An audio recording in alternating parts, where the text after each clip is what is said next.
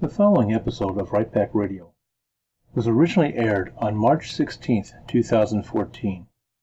The episode itself came from a question we received online, asking if people were judged by the books that they read. So that is what this episode is about. Brown bagging books. Are you judged by what you read? Stay tuned. Writers, agents, and publishers, for the first time since the Gutenberg Press, find themselves lost in a maze of mystery as technology alters the shape of the publishing industry. Searching for Answers is a group of writers throwing pop culture, writing, and publishing into a crucible of clarity, passion, and humor. This group is the Right Pack.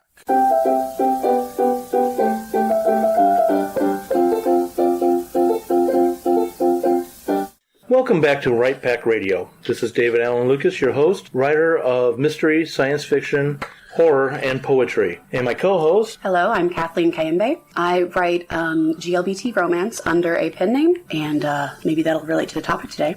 Fedora Amos.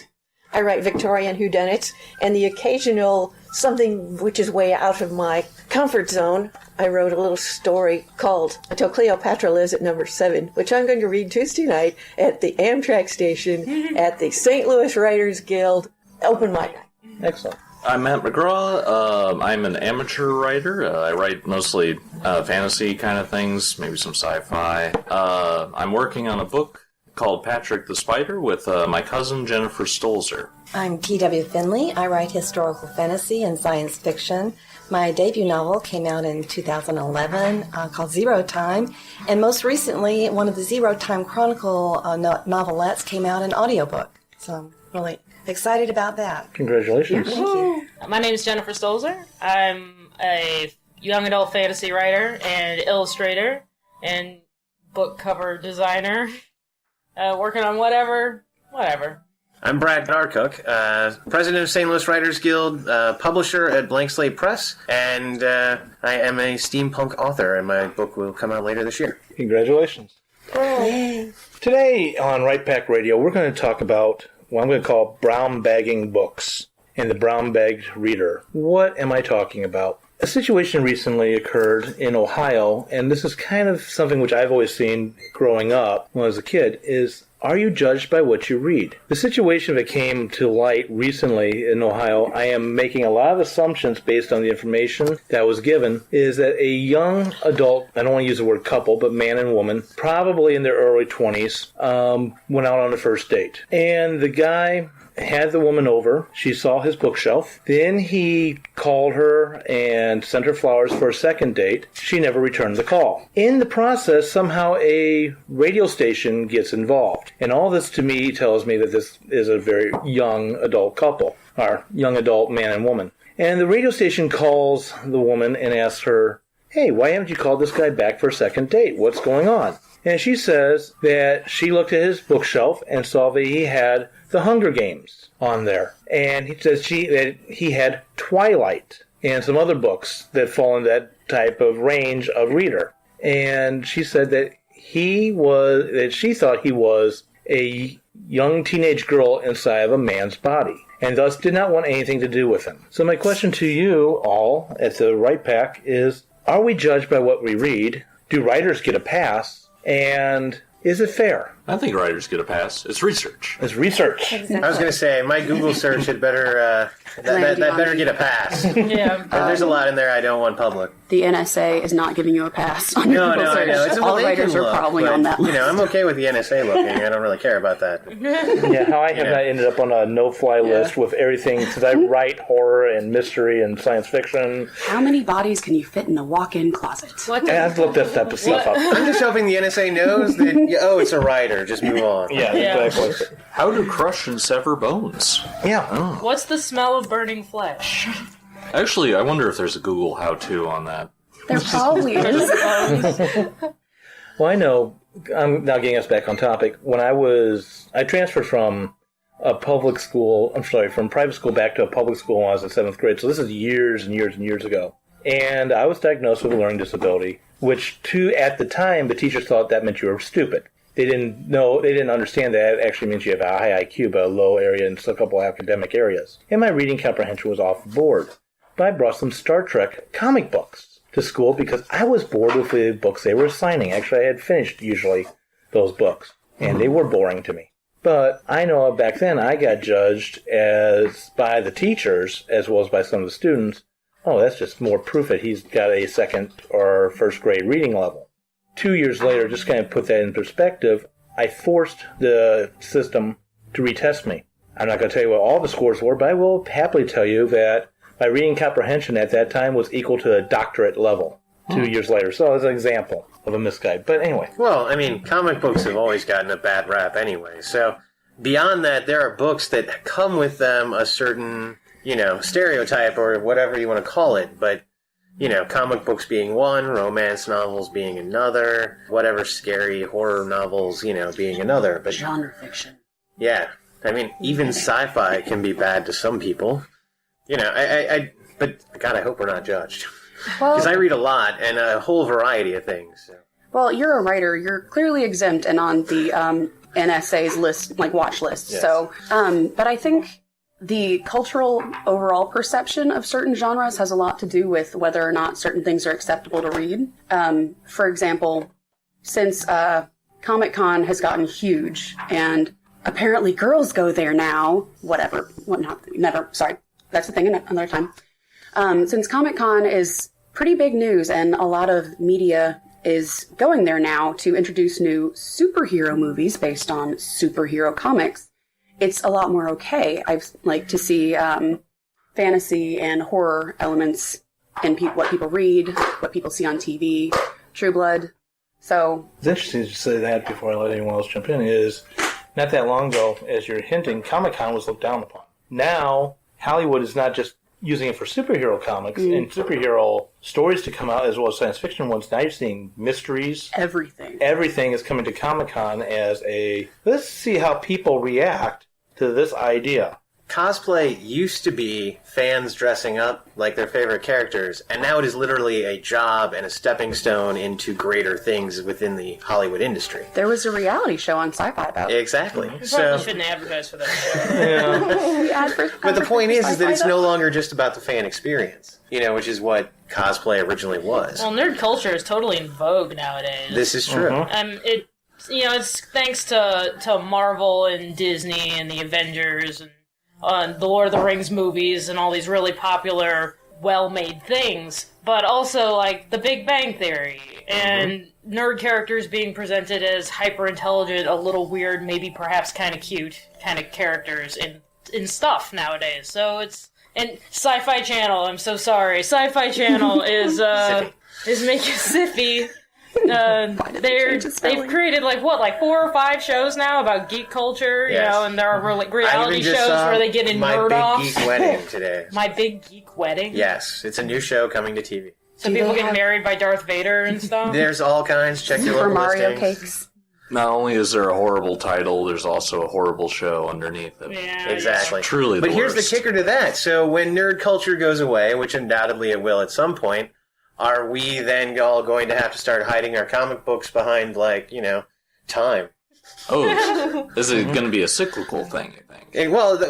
Most trends are cyclical. So, just whereas, the Victorian age kind of invented the bodice ribbon, I guess not, because you had the French romances before that. I don't know anything about bodices, just by the way. I hear you rip them. Yes. Well, that's one kind of book, apparently. So, Only when a guy yeah. with a chiseled chin shows up. But fantasy is another one, like a perfect example of geek culture. Like, I remember not necessarily taking my fantasy covers wherever I would, because some of them were, questionable to most people, I guess. You had the scary religious people who would yell at you for reading demon books. And That's then I you thought have... Harry Potter was going to send kids to hell. Exactly. Well, and I love that you said that. I'm going to jump off. I'm going to stay on this topic, but jump away from books for technically a second. Is back in the day, religious people were really coming down on Dungeons and Dragons. LARPing too. Speaking personally, and I think, Brad, you and I had this conversation a while back, running that game, which is a whole entire book-created game, taught me how to write, taught me how to plot, and how to make characters and so forth. And yet, I had to hide that even at home. My parents were not religious, but they bought into the hype at the time in which even it was a movie where Tom Hanks was a role player and it somehow broke his mind and he thought he was living in that time period or whatever. I'm sure that was Tom Hanks. I'm pretty sure it was. So I used to have a group, a D&D group, and one of the members of that group had to sneak out of her house as if she were running out on some Friday night to go crazy or something like that because her parents were afraid that she was demon worshipping. Go. Well, okay, so this brings me back to the topic, is it fair to judge? And if so, for whom? Is it fair to make that judgment? In a lot of these cases, the people doing the judging were not actually familiar enough or at all with what they were stigmatizing others for, reading. And just because they led the culture didn't mean that they were actually the experts who should have been leading the culture on certain issues. A lot of religious people, I remember, had come down on Harry Potter, but not the ones I knew who were familiar with Harry Potter. Yeah. Yeah, it's not fair to put a big blanket on religious people. No, Yeah. no, you can't. It's a pretty specific, group that hears mention of magic in, a fictional thing, and has sort of a vocal minority. 1200s, sort of violent reaction to it. Which is really, that's based around when, Christianity was sort of supplanting, pagan religions in Europe, is they had to, kind of demonize all that, druidic stuff as, devilish, and all that magic. We're seeing a couple of things going on, though. I mean, it's like Harry Potter broke down a lot of the barriers for fantasy. And I think we're seeing, 50 Shades of Grey is doing kind of the same thing for eroticism, like it or not. And, for whichever side you're on. And some of us like it very well. I see that smile over there. Thousands and thousands and thousands of people who like it now. Yeah, Yes. finally, and you could put it on the table. Is it because of the technology we have? Because you can't see the covers of your books, because you don't have to explain to somebody you're sitting next to on the plane what you're reading. You also don't have to buy it from a person at a counter and put it in front of them and say, I would like to have this for $20. Right, exactly. It makes a big difference. That made a big difference for men and pornography, Is the consumption is a lot more now because you can get it over the internet and you don't have to talk to anybody. You don't have to go to the shady part of town or anything. I almost hate to fade into this one, but what Teresa was saying, and in a way also what Matt's saying, we've seen a huge increase in the sale of romance novels to men. And a lot of it's done electronically. Because you can be sitting there, you can be reading on your Nook or your Kindle or your computer screen, and nobody can see what you're reading because they can't see the cover. I think there's a whole lot of snobbery involved in the whole business of reading. Yes. And it comes from every possible direction. In the Post-Dispatch today, for example, there was an article on the top picks, and they have the top 100 picks if you go to their website. Well, in the top 10, how many do you think were fiction?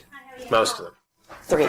Oh, really? And 2 of those were for teenage girls. There was only 1 adult fiction on the entire first 10 of them.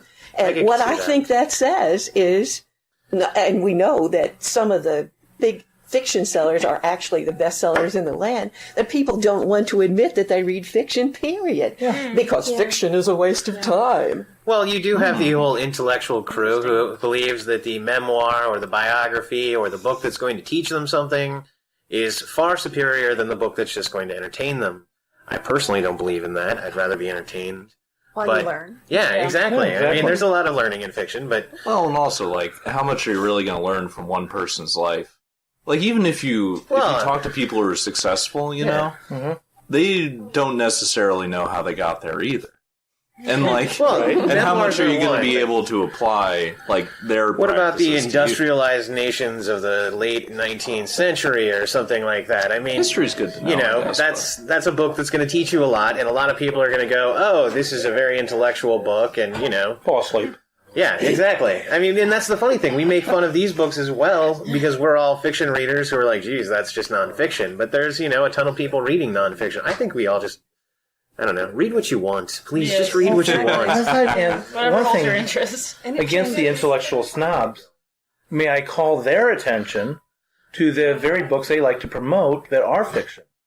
a lot of their books, and I'm sorry, I'm not a John Steinbeck fan, and I'm not going to go off on him here, but a lot of the books that they like John Steinbeck's The Grapes of Wrath. Ouch. Keeping that one. Okay. That is staying on the record. Don't let him take that off. Someone write that. Sure. Grapes of Wrath were about the dispossessed during the Depression. And that was a teaching thing, and I was looking at social change. Another one I'm going to throw out there is Sinclair's The Jungle. Is also one that book led to changes in the meat industry. Because at the time it was being written, when you had sausage or hot dogs, you really didn't know what kind of meat was in there. It could have been human, among other things. Don't eat the mystery meat. So, Sully and Green is people. the idea of fiction, someone said, and I wish I could remember who it was now because I wasn't prepared with this, but someone said fiction is nothing more than the truth wearing a mask. Yeah, well, I mean, all science fiction is, an allegory of the time in which it was written. Well, an interesting thing I heard you say is, let's see, intellectual people, their books. And it's... Yeah, isn't that making you non-intellectual? Well, no, there's like an idea I'm hearing here. Reverse snobbery? There's like different groups of people, Yes. and they're all in competition. Readers come in cliques. And like they identify based on what they read. I believe we are it's just called like high us school. and them. Yeah, see, we we're should- pretty good, but they're bad. We should yeah. all be one. What's wrong? They're books. They're lovely things. I read romance. I read fantasy. I read nonfiction. So you're a traitor, basically. I read everything. I'm a centrist of reading.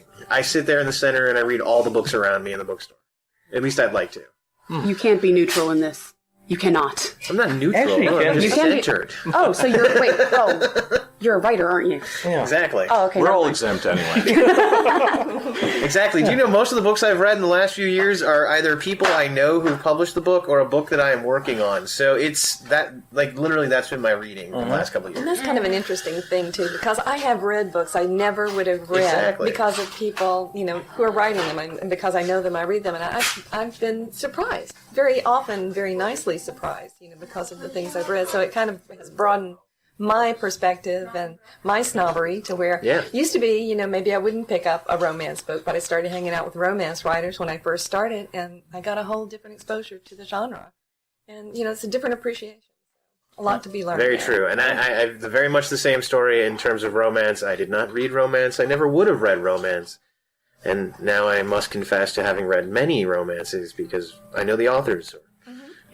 I didn't. Go ahead. I didn't think I was a big fan of romance, and I write it now, and it was a revelation to me to realize that a lot of the stories that I liked reading had romance elements that I didn't mind. I thought they were great, and also Disney. How many stories in Happily that? Ever That's a After. perfect. All of the fairy tales ever. Exactly. Almost every story out there, and I say almost because there are a ton that don't, but almost every story has a romance element to it. I mean, especially some of the great ones. You're mentioning all the Disneys. I mean, what Disney does not have a romance at its core? And fairy The tales Emperor's like New Exactly. Okay, thank you for proving the rule. She had to pull The one that proves the rule. And it was actually instant, no. too, There's a just- husband and a wife pair in Emperor's New Groove, and they are adorable. He said is central to the plot. Yeah, I did say kind of centralized to the plot because most of It's them not are boy. Let's meets not girl, argue and, about yeah. Emperor's New Groove. Let's argue about Ralph also Yes. doesn't have a romance at the core. Are you sure? The broadest Yeah. Are you definition of positive? romance is that Chauncey it's Riley and adventure. Sarah Silverman do not have a romance in that movie. Right. They're all kinds of I adventures. don't know. I think Fedora just raised a good point. Yeah, very much so. And I know we were talking over it, but as Fedora said, The broadest definition of romance is simply that it's adventure, and there are all kinds of adventures. and with that, I'm going to throw out that a lot of the classical literature that men like to read, Three Musketeers, there's actually a trilogy there. The Scarlet Pimpernel, Romance there. and romance there. And those are called romances. Moreover, weren't they serials? Some were. Some were, some weren't. Depends on Oh, which so one you're on. trashy. Uh-huh. Yes. Well, the French romances, I mean, which is where all of these come from. I mean, they were originally the, like, Arthurian tales where you had Lancelot and the ladies and, where you get all the steamy stuff of the Arthurian romances, all came from the French romances. I mean, that was the hot soap opera of its day, basically. So, I mean, historically, there's always been romance. It's part of the human life and condition. Why would we not write about it? But what does it mean to write about it? Well, I think or the point to is read about it. I think the point is that in every story you're going to find the romance, the action, the adventure, the mystery, the intrigue, and we try and break that up and say, oh, I only like reading this, when in reality you're reading it all, you're just centering on one as a genre or whatever. And that's Yeah, marketing rather Exactly. than anything. That's just telling you where to put them on the shelf. Yeah. Otherwise, we'd all be going by alphabet, and that would just take forever. So, in part, do we judge books because of the way they're marketed? Like, and Yeah. shelved in bookstores, even if you don't, I think we The do, back cover, and I think we the have front to. cover? I think we're guided to do it. Because anything with marketing is to guide the consumer's mind to where the marketer wants you to go. The aim of marketing is to sell something. Right. And when you're in a bookstore or anywhere else, part of the categorizing of the books is to help you find things that you know you will probably like. But because some things are more okay to read than others, does that also cause people to not be as open-minded when they go into bookstores or anywhere else? Like, they just go to their section and stop. And is that a good thing? Should there be more crossing of... I think it's definitely a bad thing, just because of our descriptions of everyone earlier talking about finding new things. Isn't it wonderful to find something new that you didn't know that you liked and like it? It's like you grow a little.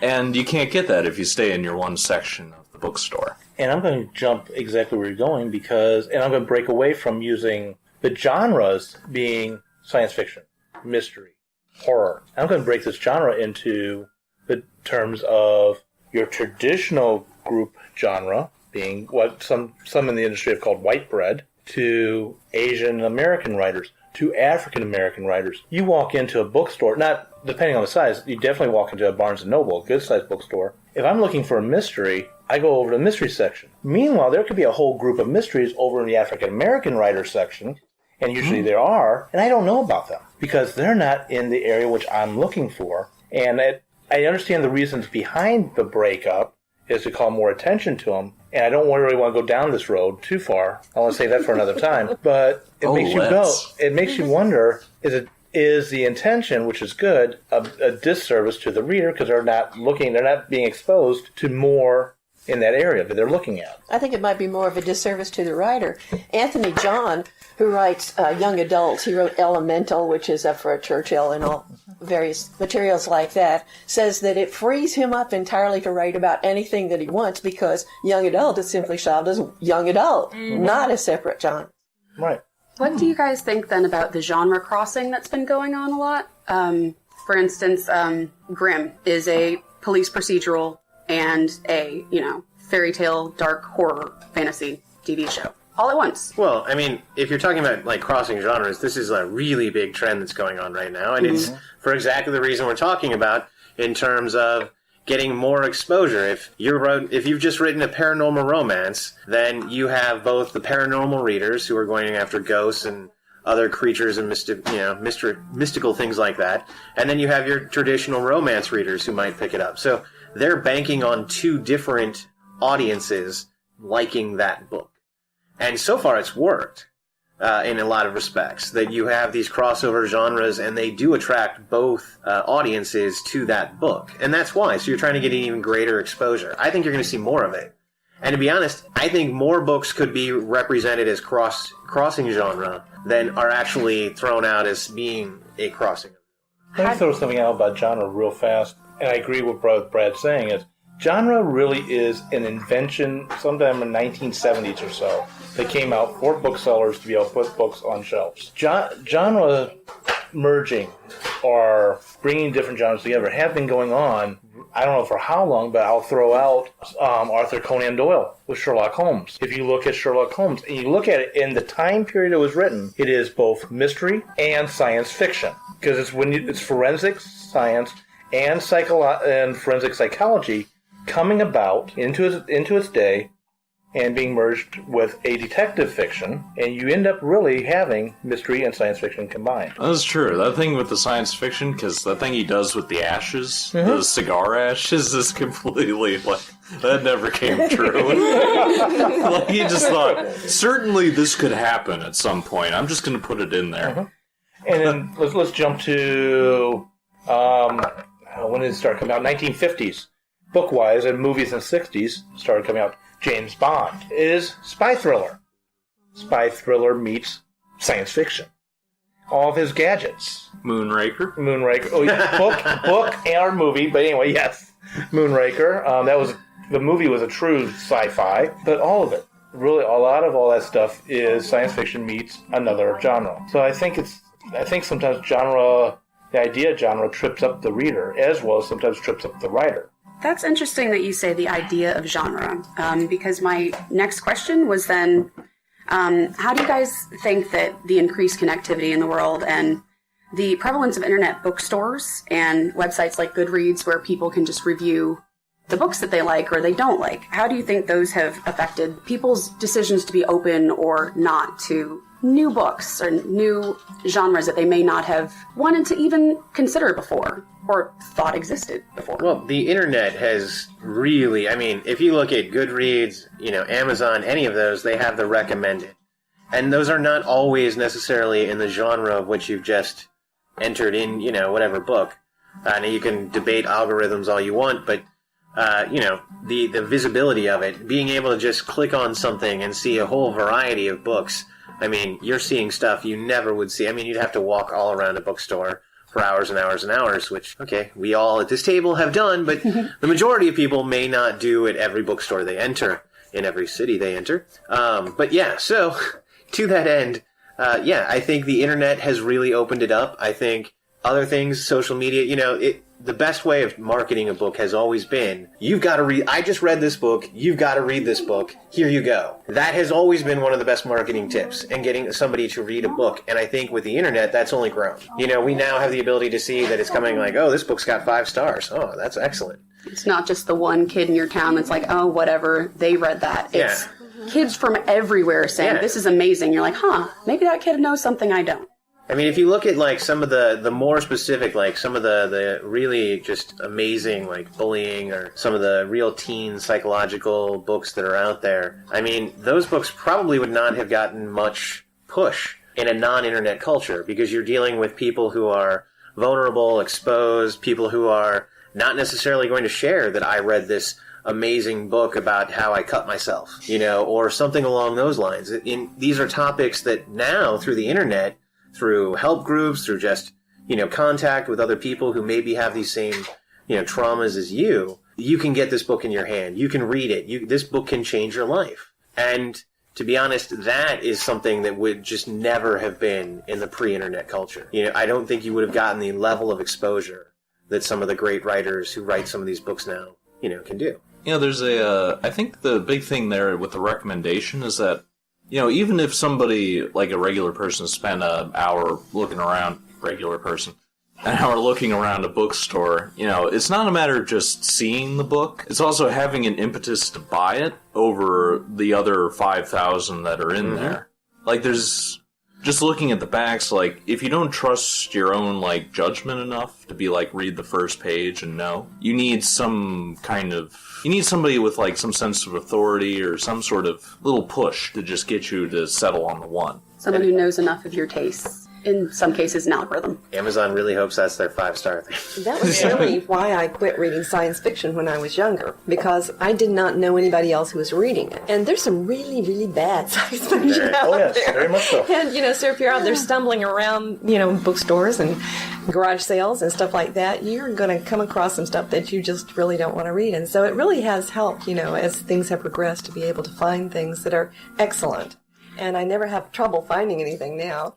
Can I open up a can of worms then? Fandom. Connectivity on the internet has allowed people, not just who love a particular genre, but a particular fandom, say Star Trek or Star Wars, because I read those, to know that there are other people out there and to gather, at least online, and chat about things that they love that they may not be able to do with, most of the people around them physically. Well, let me throw right in there. There is a science fiction author he's one of my favorite, I'm going to admit to it, David Weber, who writes the Honor Harrington series. And it turns out now there are Honor Harrington conventions. There are Honor Harrington fan clubs where people dress up and cosplay just like they do with Star Trek and just like they do with Star Wars.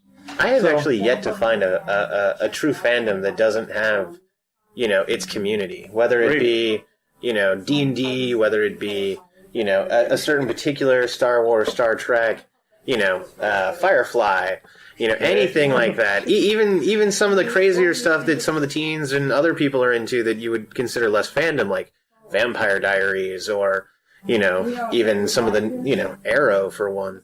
Uh-huh. So I think in this age, there's almost a fandom for everything now. Everything has its message board. Yeah. Everything has its fan fiction, which Yeah. is that's Rather stigmatized by a lot of people too. Yeah, I was going to say that's a little further down. That's a whole area of people We'll leave talking that about one out that. for now Yeah. because that is an entire other discussion. Yeah, the only thing I would say about Because everyone looks bad at fanfic. No, I'm just kidding. Excuse you? I'm kidding. I'm totally joking. The only thing I'm going to say about fan fiction, and then I'm going to shut up about it, is it's a dangerous fiction. It's a dangerous fiction because it plays with someone else's copyright. And to borrow several lines from various authors I've heard, fan fiction does not exist. If fan fiction existed, that means I would have to acknowledge fan fiction of my books exist. Thus, I would have to sue my readers for their use of my copyright. No one's holding his hand over a stove. But what they're trying to say is, they know this exists. They love that their readers are doing fanfic. But on the legal side, if they admit to it, that they know that it exists, and technically by their contracts and all that stuff, with the traditional publishers, and by themselves as well, they might have to go after them for monetary reasons. Just don't try and make money off fanfic. On that Yeah, subject, just don't though, publish your this is all about money again, which brings me back to marketing and judging people. Is it fair to judge people based on what, monetary issues? Sorry. No, if you want to read fanfic...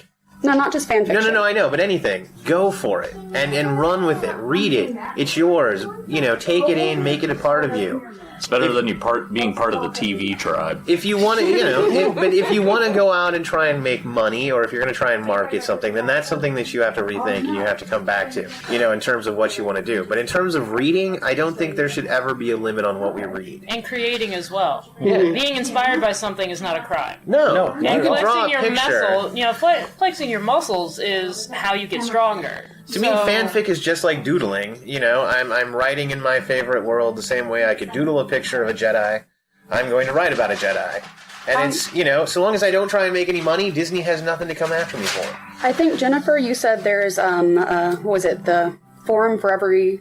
Yeah, a message board for everything. There's a message board for everything. There. So, because there is a message board for everything, and we know that other people are like us, reading whatever it is we're reading, does the judgment of others who are not on that message board, for example, does it matter as much now whether people judge us for what we read? Oh, yes. And if so, who judging you is the worst? Witnessed the fandom wars. Yes. I know who is pitched against who in the fandom verse. It's human nature to be competitive and to be aggressive to people who have different opinions than you. Unfortunately, yes. I think for the same reason we have cliques in high school, we're going to have different areas of readers who are going to look badly at other... You want to feel included, so therefore someone has to be excluded. Otherwise there is no inclusion. I think people are better off in the age of the internet, though, because, it used to be like if you had some really niche interest, you'd probably be the only person maybe in your town that you knew that was into that. And now, because the internet is there, you can always find your little group. And you'll be like, hey, I'm the one that's from Australia. Yep. Oh, there's only one of you there. That's so interesting. Exactly. So there's a wider group of people that are like you, and it's not just you. Does it make it easier when then other people are like... That's empowering. You're reading, what was it?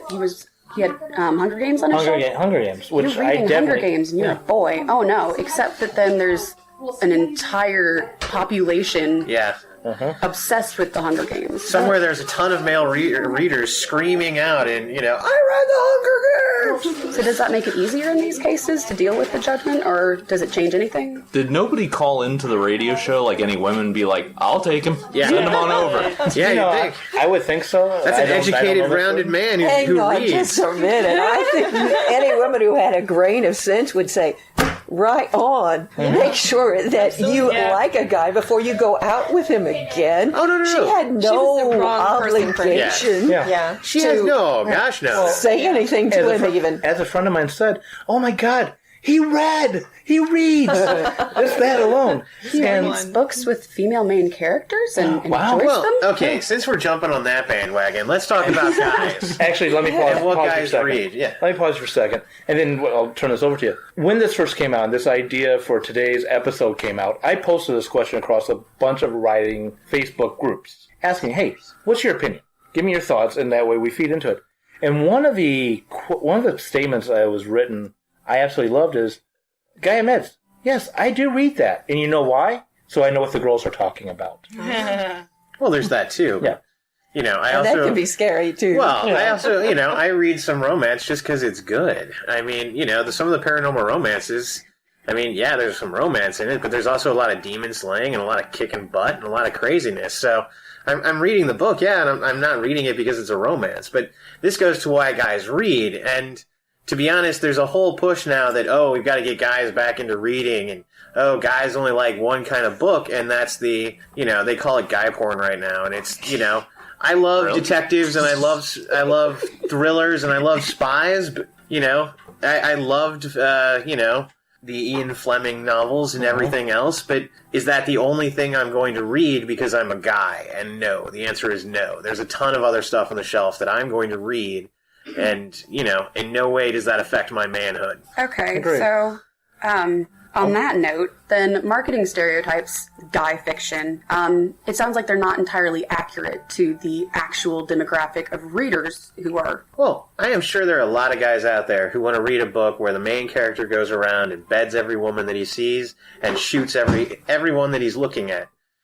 So to be honest, those novels, they probably resonate with a lot of men. So it's probably smart to market those books to men. But the notion that that's the only thing that's going to draw men back into reading is just not really true. I mean, to be honest, we need to get more boys reading. And then those men will grow up and continue reading. I dare say it's the opposite of the idea that everything for a female child must be pink. Exactly. Right. The same thing is happening to all sorts of groups when the core decision-making body is not entirely sure what they're looking at as far as a market goes. Yeah, I mean, if you look at kids' novels, I mean, that's a great area. How many kids' novels now are read by adults? Middle grade included. Mm-hmm. I mean, Harry Potter is probably read by more adults than children. Mm-hmm. I mean, probably not, but there are a lot of children. But there was a time when it was. Yeah. Now they've grown up and they're still reading it. Really Exactly. need to stop undercutting your, superlatives there.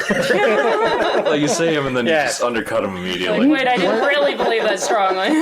One of the things I find I'm trying to prevent emails. Oh, that's enough. One of the things I find interesting about strong female protagonists and supposedly men don't want to read that. And I call that BS. I'll come out of the proverbial closet and say I am a Batgirl fan, and I loved Willow in Buffy the Vampire Slayer. Oh, I'm out of here. That's it. That's the end. But Joss Whedon is constantly asked, and so is I love his answer, by the way. I love his answer. Joss Whedon is constantly asked why in his screenplays and in his comic books does he write about strong female characters? And his response is, because you're still asking. Yep. Yes. So, J.R.R. Martin, right? That's the name I was Didn't trying I to say think that right? of. Yeah, I think. Yes. No, it's G. Gee, George. Thank you. Okay. Yeah, I was thinking Tolkien as well. I was smashing them together, which I'm sure he would consider a great honor. But Game of Probably Thrones. pretty close. Yeah, Game Maybe. of Thrones. And he says because women are people, and if going back to my favorite sci-fi writer, David Weber, the Honor Harrington series is literally a story set in space. Think of Napoleonic Wars, and the main character is a female character, and she knows how to kick butt, and she studies female. This sounds like another topic that we're going to talk about in another week, but writing characters, not stereotypes of gender or race or ethnicity or whatever, is what's important. And readers identify and love things with characters, regardless of the gender of both the characters and the readers. Is marketing just not catching up, or is it something else? In terms of writing, if you're writing stereotypes, you're writing flat characters. Yes. Those are not well-rounded characters. Those aren't deep characters. I mean, you should go well beyond the stereotypes of any given, person, character's type, archetype, whatever. I mean, please reach beyond the stereotypes. But it's more than a marketer can sell in a blur. And that's true. They're in a blurb. The marketer will always sell the stereotype because it's the most generalized way of being able to aim at the most amount of people. And to defend the marketer, usually they really have a soundbite to get your attention. Yeah. Well, I mean, you need that soundbite. Right. It's the only thing that's going to grab somebody's attention. Exactly. Other than word of mouth, which now apparently seems to be complementing the sound bites and everything. Uh-huh. Well, word of mouth is all. I mean, if you go back and you look at the literature that got passed around when, say, the Oz series was running around, and I mean, Frank or The Wizard of Oz. The Wizard of Oz. Thank you. That was a long-running series that ran, and kids. It was, the Harry Potter of its day. It was the big kids fiction. It had, there were tons and tons of marketing that went around every library, bookstore, wherever you were going to find kids.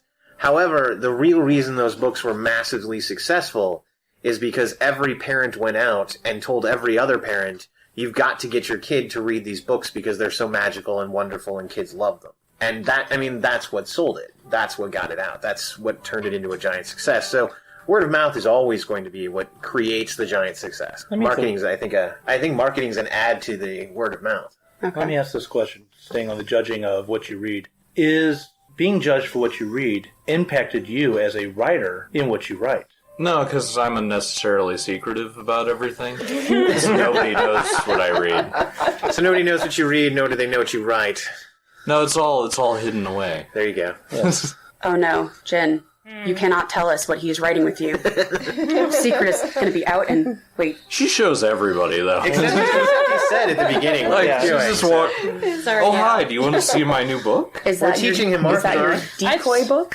I told his mother what we were working on before he told his mother what we were working on. Oh man. Well, I didn't want to tell her, because the first one is it's No, very don't get poor into it, for yeah. mother.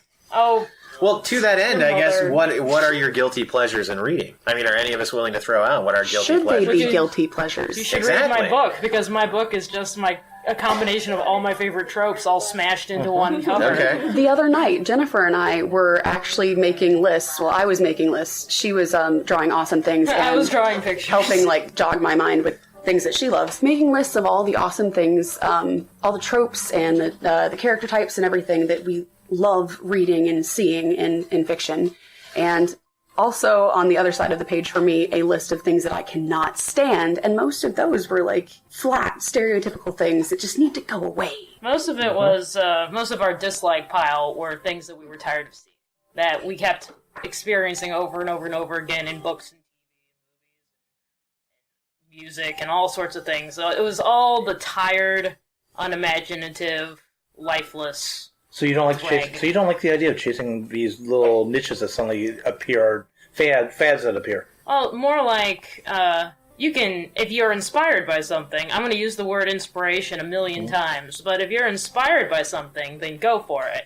I know that my novels are inspired by things that I have read or watched that I've loved, but then you're getting in, if you're just chasing something you don't have any passion in it, then yes, you've written something flat that has no life and has no soul and has no legs of its own. It's leaning on someone else's work in order to stand upright. And that's the stuff that we don't like seeing anymore. You had asked about guilty pleasure reading, Brad.